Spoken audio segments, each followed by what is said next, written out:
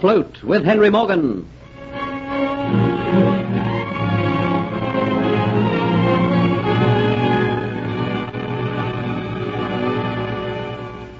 Dolores has deceived everyone. No one has the slightest suspicion that she is not Antoinette de Lacy, kinswoman of the governor of Jamaica, Sir Thomas Montford. She also has seen the fabulous Aztec necklet. Kitty discovers that she is really in love with Geoffrey Hunter. She goes to the Flying Gull the next evening to tell him. Geoffrey, who is lonely, listens to her and accepts the comfort she brings. The next evening at the Dolphin Tavern, Kitty, who bears the marks of a whipping given to her for leaving the tavern the previous evening, tells Dietz that she no longer loves him. Dietz threatens to steal the Aztec necklet and from the proceeds, through selling it, buy Kitty for himself.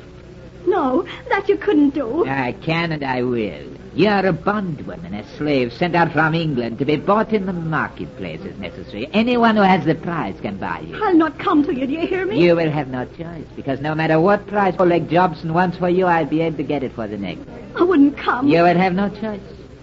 By law, you will be mine. And that is what I would do rather than have you go to this Englishman.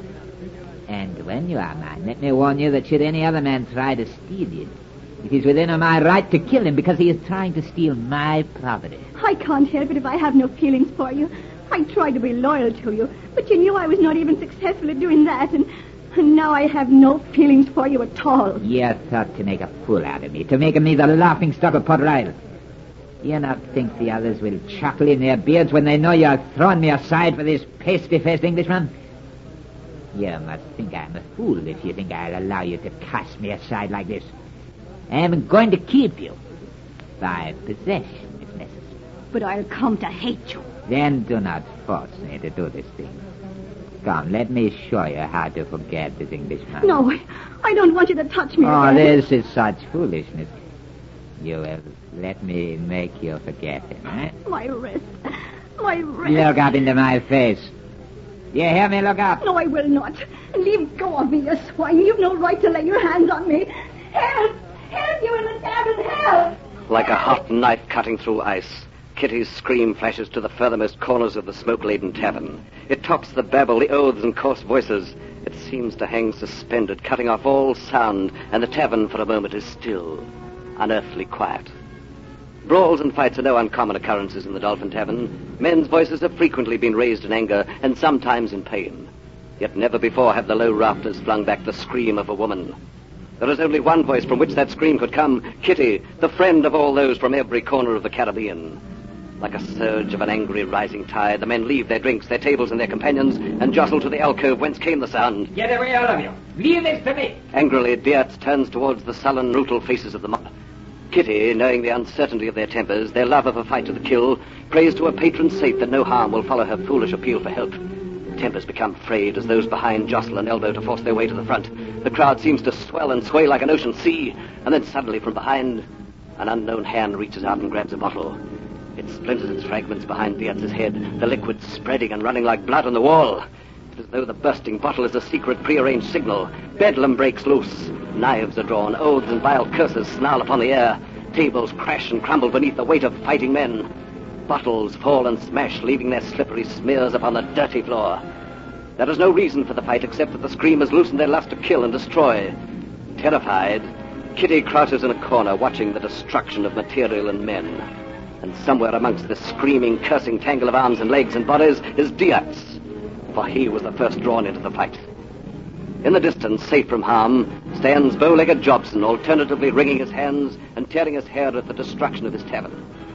Then, when there are no more tables, chairs, or bottles to be broken, and only a few heads left to crack, it all stops, as suddenly as it began.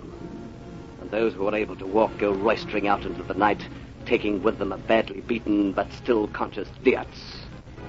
Litter and complete destruction is left inside, and amongst the wreckage lie the dead and the wounded.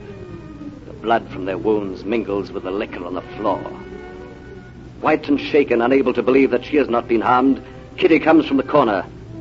Almost bereft of speech, bow-legged Jobson looks at her, claps his hands.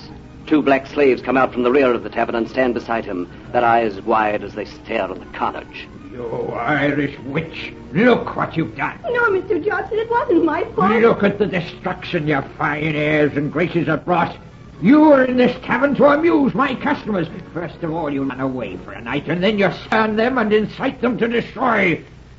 You must be taught that you are no better than a black slave. No, not another whipping, please. The beauty of Kitty and fear would move any man, except the one whose possessions are destroyed. With a nod to the two Negroes, Jobson leaves.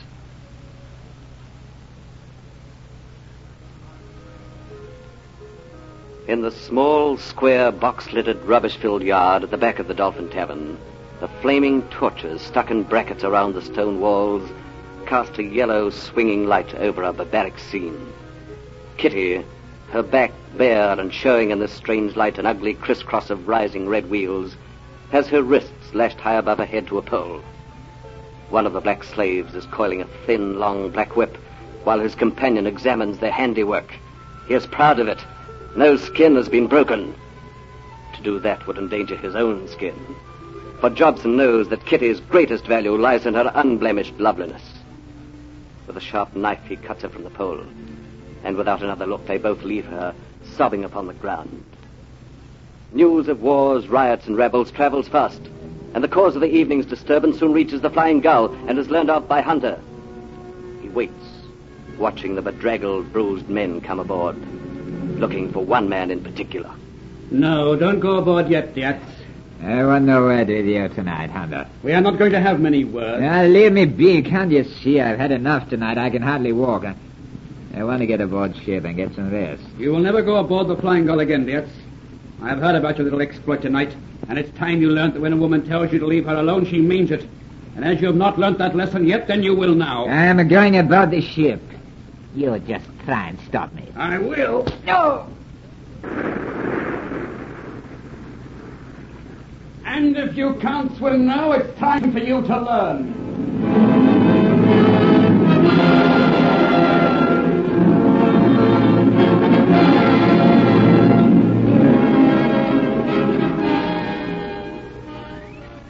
Oh, it is right glad I am to see you, Geoffrey.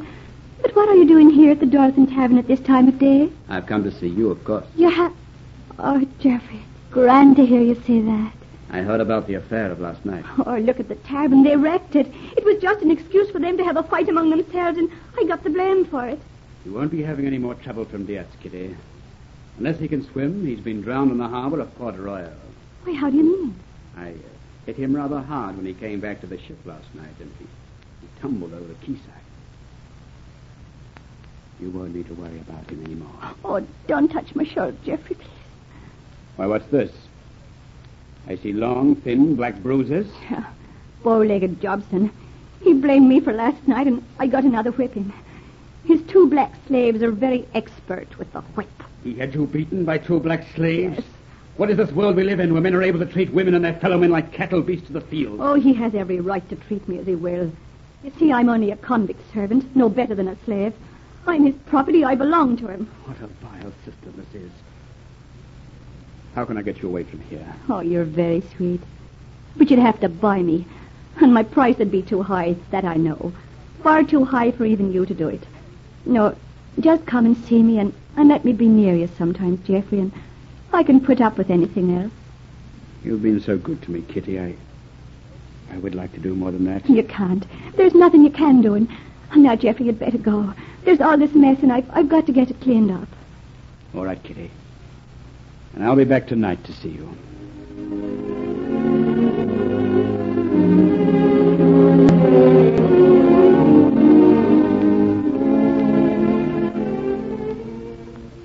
Well, I am honored, Sir Thomas, that you and Mademoiselle Antoinette are paying me a visit aboard the Flying Gull. I will be brief and to the point. I've just come back from the assembly, Morgan. Oh, indeed, yes. The affair at the Dolphin Tavern last night. Members of the assembly are very upset. I understand that one of your men started all the trouble. Yes, so I have heard. Well, I want to give you warning, Morgan. The assembly is thinking of closing the Dolphin Tavern. It has an unsavory reputation, and last night's exhibition almost closed its doors for good. Now, should there be any further disturbance in their quarter, the Dolphin Tavern will close. So warn your men, Morgan. I shall. And have no fears, the man who was responsible has been dealt with by my Mr. Hunter. He will not come aboard this ship again. Good. I'm glad to hear it. Come, Antoinette. I must hurry to keep an appointment. Goodbye, Captain Morgan. Oh, you have not forgotten our dinner appointment. Not at all, mademoiselle. Allow me to accompany you to the quayside. Thank you. And tell me, Captain, have you managed to persuade Mr. Hunter to come with you to dinner? Well, to tell the truth, I've not tried again. But if you really want to see him, well, I'll see if I can persuade him to come. I really would like you to, Captain Morgan. Oh, look, Uncle Thomas. He has gone on ahead. I must hurry and catch him up. See, he is waiting for me in the carriage. I hope to see you with Mr. Hunter at our dining table before very long. Goodbye, Captain Morgan. Goodbye, mademoiselle. Not so quickly, please. Oh, who are you lurking in the shadow of that building? I have been watching you, Mademoiselle Antoinette de Lacy. I know I've seen you somewhere before. And now I know where it was.